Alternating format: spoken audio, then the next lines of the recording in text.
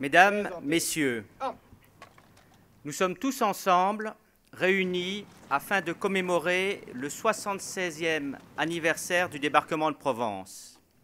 En participant à sa propre libération et à la victoire, la France redevenait la France.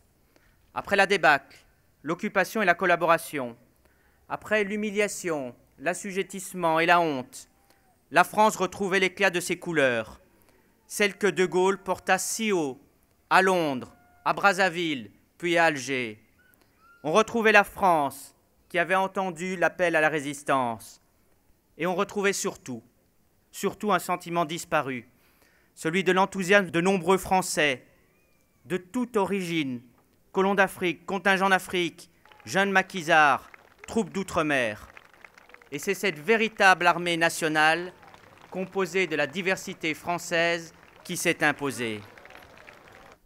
Ce débarquement marque donc une période de fierté retrouvée. Ceci, nous le devons à des hommes qui ont mis de côté leurs peurs et leurs angoisses pour aider à la reconquête de notre pays occupé. Des hommes qui ont parfois signé à tout jamais de leur sang ces lieux. Des hommes qui ont porté toujours haut dans leur cœur la ferveur pour un drapeau, qu'il soit français, anglais ou américain, un drapeau toujours symbole de la liberté.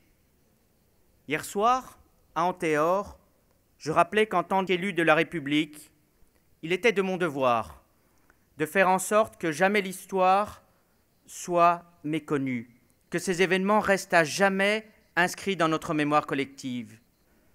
En cette période où il est de bon ton de se complaire dans une tragédie française, essayons simplement de nous montrer à la hauteur de ces hommes. Soyons fiers de ce que nous sommes, soyons fiers de notre pays, soyons fiers de notre histoire, soyons tout simplement fiers d'être Français comme ceux que nous honorons aujourd'hui l'ont été. C'est le plus bel hommage que nous pourrons rendre aujourd'hui à ces hommes, c'est un engagement que nous leur devons, c'est le testament qu'ils nous laissent et l'héritage qu'il nous faut faire fructifier au nom de la République, au nom de la France, et c'est dans ce même élan du cœur que nous pouvons leur dire merci, vive la République et vive la France.